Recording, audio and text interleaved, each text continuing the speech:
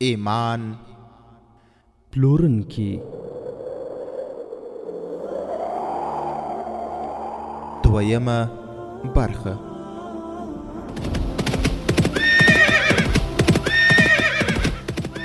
د سلطان صلاح الدین ایوبی رحمه الله د دوران رښتینی کیسې. صلاح الدین پر د غزمکارا پیدا کړه، ته یو بل صلاح الدین پر د غزمکارا پیدا کړه. الحمد لله وكفى والصلاة والسلام على رسوله المصطفى اما بعد. په مصر کې چې کوم مشرانو د سلطان صلاح الدین ایوبی استقبال وکړ، په هغوی کې د ناجی په نامه سپاه سالار د ځانګړي اهمیت لرونکی و.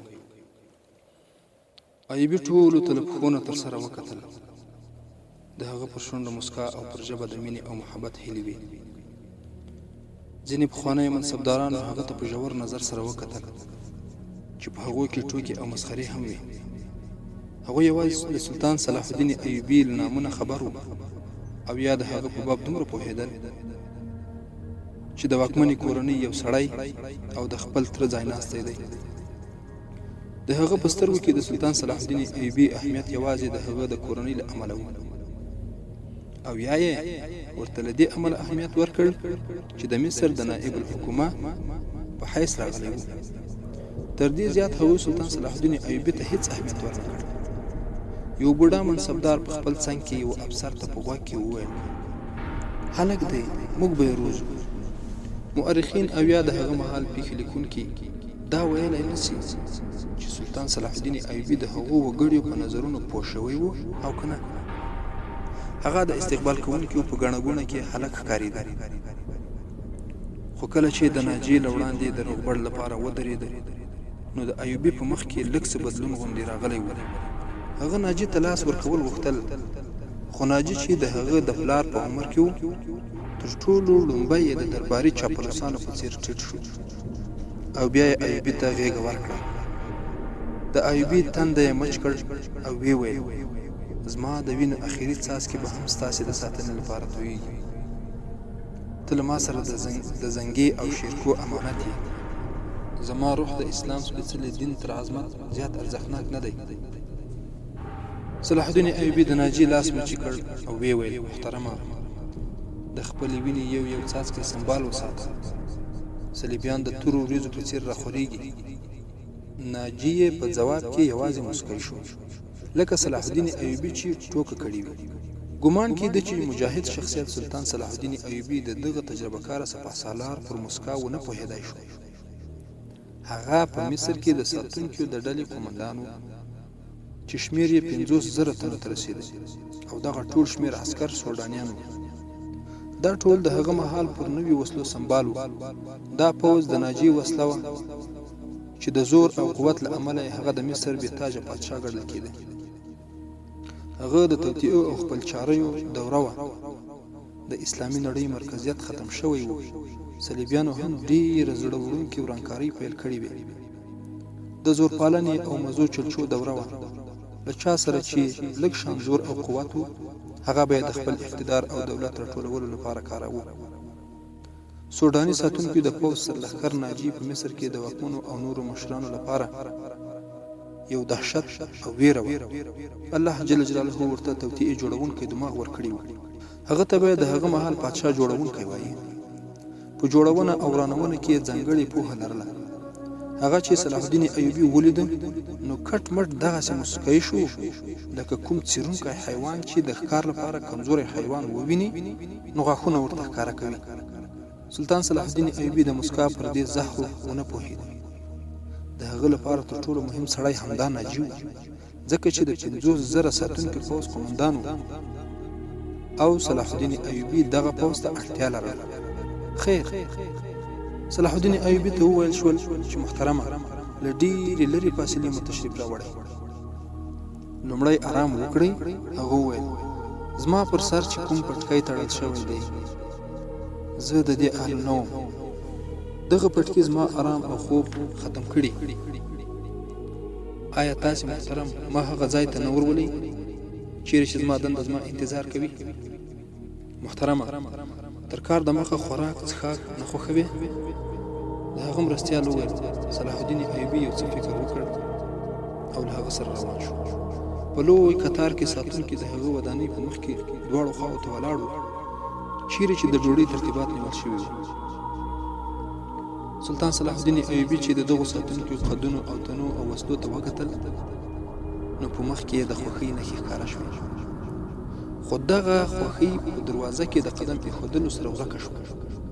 هلته 4 تنکۍ پیغلې چې په بدنونو کې د قوا ماتونکې نرمې او پر اوږو یې خورې ورې وریښمینې زلفې فطري ښکلا درلوده راټوله کړې وه. په لاسونو کې یې د ګلپاڼو ډکې ښکلې ښکلې ټوکرۍ نیولې وې. د صلاح الدین ایوبي په مخ کې یې د ګلپاڼو شیندل پیل کړل او د دې سره د دیرال په تال د ارموني رباب او غجکو جادوګره نغمه پیل شوه. ایوبي چې په لاره کې د ګلانو پاڼې ولیدې ګامونه یې وروسته کړل. ناجي او د هغه مرستیال یې ښي او کیڼ لور ته روان وو. هغه دواړه ورته ټیټ شول او د وړاندې تللو هیله یې وکړه. دا هغه اندازه وه چې مغولي پاچاهانو په هند کې دود کړې وه. وروڼو، سلطان صلاح الدین ایوبي رحمت الله علیه د ګلپاڼو پښو لاندې کولو لپاره راغلی نه دی. ایوبي مسکی شو، ویې ویل چې حاضرینو یې دا ډول مسکا ډېره لږ تر دې د مخه په شونډو کې لیدلې وه. ناجي وویل موږ د جناب علي په لار کې له اسمان ستوري هم راکوزولی شو. صلاح الدین ایوبي رحمت الله علیه وویل که زما په لاره کې څه غوړول غواړئ نو هغه یو څیز دی چې زما زړه خوشحالوي. مرستیال یې وویل تاسې امر وکړئ. هغه کوم څیز دی چې زړه مو خوشحالوي؟ سلطان صلاح الدین ایوبي رحمت الله علیه وویل د صلیبیانو مړي. خو د هغه مسکا ډېره ژر غایبه شوه. د هغه له سترګو شغلې راپورته شوې. د هغه په دغه ټیټ اواز کې قهر او غصه پټه وه. ویل یې د مسلمانانو ژوند د ګلانو توشک نه دی. نه پوهیږئ چې صلیبیان اسلامي سلطنت د موږکانو په څیر کرپوي؟ او پوهیږئ چې هغوی ولې بریالي دي؟ یوازې له دې امله چې موږ پر ګلانو تلل پیل کړي دي. موږ خپلې لوڼې لوڅې کړې او پتونه مو یې لوټ کړل. زما په نظر کې فلسطین دی. تاسې زما په لاره کې ګلان غوړوئ لکه چې له مصر هم د اسلامي بیرغ راټیټول غواړئ. هغو ټولو ته یو نظر وکتل او په پرتمین غږ یې وویل دا ګلان زما له مخې پورته کړئ، ځکه پر دې قدم کېږدم روح به مې په اغزه یې سوری سوری شي. دا نجونې مې له مخې لرې کړئ. داسې نه شي چې ما توره د دوی په زړه وړونکي طلایي زلفو کې راګیره او بېکاره پاتې شي. د جناب علي پرتم او شان ما ته جناب علي مه وایه. صلاح الدین ایوبي ویونکي داسې وداګه لکه په توره یې چې د کوم کافر مرۍ ورڅه کړې وي. هغه وویل جناب علي هغه و چې تاسې یې کلمه وایي او زه یې بې دامه غلام یم. زه دې تر هغه جناب صدقه شم چې سپېڅلی پیغام یې ما پر خپله سینه کیندلی دی. له همدغه پیغام سره مصر ته راغلی یم. صلیبیان له ما نه دغه پیغام اخلي او د روم په بحیره کې ډوبول غواړي. په شرابو کې یې غرقوي. زه د بادشاه په حیث راغلی نه یم. نجونو د چا په اشاره د ګلانو پاڼې راټولې کړې او له هغه ځایه لرې شوې. سلطان صلاح الدین ایوبي په چټکتیا سره پر دروازه ننوت. یوه پراخه کوټه وه. په دې کې یو اوږد میز ایښی و چې رنګارنګ ګلان پرې خواره واره وو. د هغو په منځ کې د کباب کړایي او اوزګړی غټ غټ اندامونه کباب کړی شوي وو. چرګان او خدای خبر چې څه خوراکونه ایښودل شوي وو. سلطان صلاح الدین ایوبي ودرېده او له خپل مرستیاله یې وپوښتل د مصر هر اوسېدونکی دغه ډول خواړه خوري؟ مرستیال یې وویل نه صاحب، غریب وګړي خو دغه ډول خواړه په خوب کې هم لیدلی نه شي. تاسې ټول د کوم قوم وګړي یاست؟ صلاح الدین ایوبي پوښتنه وکړه. آیا د هغو خلکو قوم جلا دی چې د دغه ډول خوراکونو خوب هم لیدلی نه شي؟ له یوې خوا یې هم چې ځواب وانه ورېده هغه وویل دلته چې څومره ملازمین او سپاهیان دي هغه ټول دننه راوغواړئ. دا خوراکونه پر هغوی وخورئ. په خپله یې پر یوه ډوډۍ لږه غوښه کېښوده، ژر ژر یې وخوړه، اوبه یې پرې وڅښلې او د ساتونکي پوځ قومندان یې له ځانه سره کړ. هغه کوټې ته ورغی چې د نائب الحکومه دفتر و. 2 ساعته وروسته ناجي بیرون راووت. په منډه په آس سپور شو، قمچین یې ورکړه او له سترګو پناه شو. د شپې د ناجي په ځانګړې کوټه کې چې د هغه 2 تنه رازدار او باوري قومندانان ورسره ناست وو، شراب یې وڅښل. ناجي وویل د ځوانۍ جوش یې دی، په لږو ورځو کې به یې سوړ کړم. کمبخت چې هره خبره کوي وایي د کعبې په رب مې د قسم چې صلیبیان له اسلامي سلطنته وباسم، بیا به آرام شم. ناجي خپل یو قومندان ته په ټوکو کې وویل دومره هم نه پوهیږي چې د اسلامي سلطنت ساه وتلې ده، اوس به سوډانیان حکومت کوي. بل قومندان له ناجي نه وپوښتل تا هغه ته ونه ویل چې دا 50,000 کسیز لښکر سوډاني دی او دا لښکر چې هغه خپل ګڼ د صلیبیانو پر خلاف نه جنګېږي؟ ناجي وویل اوروشه ستا دماغ خراب دی، ما هغه پر دې خبره باوري کړ چې دا 50,000 سوډاني زمریو لښکر به د هغه په یوه اشاره صلیبیان ټوټې ټوټې کړي.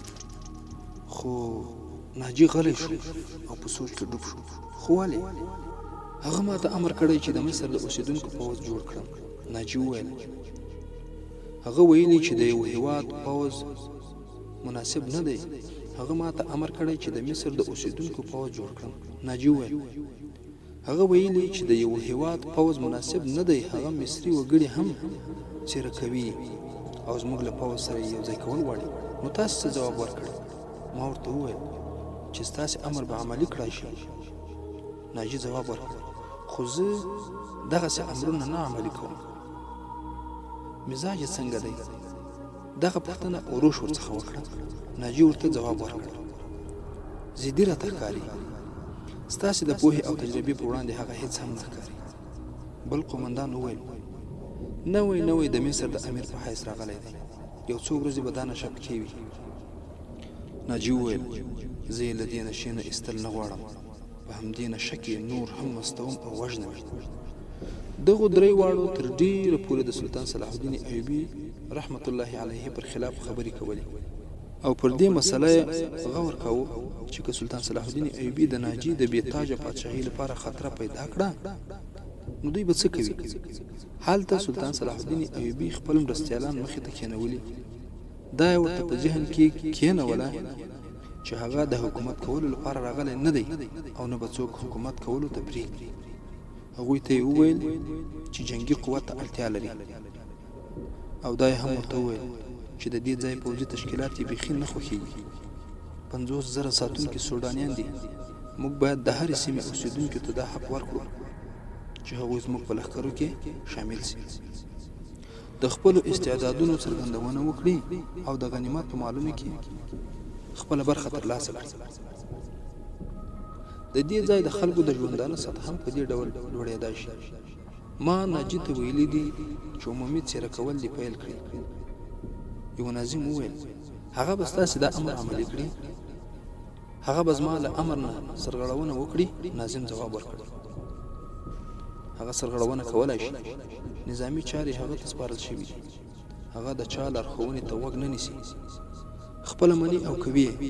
سلطان صلاح الدین ایوبي غلی شو لکه پر هغه یې چې هیڅ اغېز کړی نه وي. هغه ټول رخصت کړل، یوازې علي بن سفیان یې له ځانه سره پرېښود. علي بن سفیان د اطلاعاتو او ځوابي اطلاعاتو پوه. صلاح الدین ایوبي له ځانه سره له بغداد راوستی و. هغه د پاخه عمر سړی و، په اداکارۍ، وړ ژبیتوب او لباس بدلولو کې مهارت لري. په جنگونو کې جاسوسي هم کړې وه او جاسوسان یې نیولي هم وو.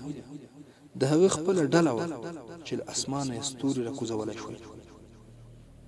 سلطان صلاح الدین ایوبي د جاسوسي پر اهمیت پوه، پر فني پوهه سربیره. په علي بن سفیان کې هماغه جذبه وه چې په سلطان صلاح الدین ایوبي کې وه. علي تا واورېدل؟ صلاح الدین ایوبي وویل دې خلکو وویل چې ناجي د چا امر نه مني، خپل سرکارونه کوي. علي ځواب ورکړ هو وامې اورېدل، که مې د څېرو په پېژندلو کې غلطي کړې نه وي نو زما په نظر خو د ساتونکو د پوځ د اعلی قومندان د ناولي ذهنیت څښتن انسان دی. د ده په باب زه له پخوا نه یو څه پوهېدم. دا پوځ چې زموږ له خزانې نه معاش اخلي په اصل کې د ناجي ځانګړی پوځ دی. ده په حکومتي کړیو کې داسې سازشونه کړي دي چې اداري چوکاټ یې بې حده کمزوری کړی. ستاسې دا پرېکړه بیخي پر ځای ده چې په پوځ کې د هرې سیمې وګړي په کار دي. زه به تاسې ته مفصل معلومات راټول کړم. ګمان کوم چې سوډاني پوځ ناجي ته وفادار دی. زموږ نه دی تاسې باید د دغه پوځ نظم او ترتیب بدل کړئ او یا ناجي له کاره ګوښه کړئ. سلطان صلاح الدین ایوبي وویل زه په خپلو صفونو کې دښمن پیدا کول نه غواړم. ناجي کورنی نیالګی دی. دی له کاره ګوښه کول او خپل دښمن ترې جوړول ښه کار نه دی. زموږ تورې د نورو لپاره دي، د خپلو د وینو بهولو لپاره نه دي. زه د ناجي ذهنیت د مینې او محبت په وسیله بدلولی شم. ته د ده د ذهنیت معلومولو هڅه وکړه. ما ته صحیح اطلاع راکړه چې پوځ تر کومه زموږ وفادار دی. خو ناجي دومره خام سړی نه و. د هغه ذهنیت د مینې او محبت له بړبکیو آزاد و. د هغه کمینه وه له خپل اقتدار او شیطانت سره وه. په دې اړخ کې هغه لکه تیږه و، خو چې څوک به یې په خپل جال کې نښلول غوښتل نو د هغه په وړاندې به د موم غوندې نرم و. هغه له سلطان صلاح الدین ایوبي سره همدغه چلند غوره کړ. د هغه په وړاندې به نه کېناسته، هرې خبرې ته ښه ویل. هغه د مصر په بېلابېلو سیمو کې د پوځ لپاره د ځوانانو څېره کول پیل کړي وو. حال دا چې دغه کار یې د خوښۍ پر خلاف و. ورځې تېرېدلې، د سلطان صلاح الدین ایوبي په زړه کې یې لږ لږ ځای نیول پیل کړي وو. ناجي هغه پر دې خبره ډاډه کړی و چې د سوډان ساتونکي د هغه د حکم منتظر دي او هیله ده چې د قوم له هیلو سره به پوره وخیږي. ناجي سلطان صلاح الدین ایوبي ته 2-3 ځلې ویلي و چې هغه د ساتونکي پوځ له خوا نه ورته بلنه ورکول غواړي او پوځ د ده په درناوي کې د جشن جوړولو لپاره په بې صبرۍ سره انتظار باسي. خو سلطان صلاح الدین ایوبي د مصروفیتونو له امله دغه بلنه منلې نه وه. د دویمې برخې پای.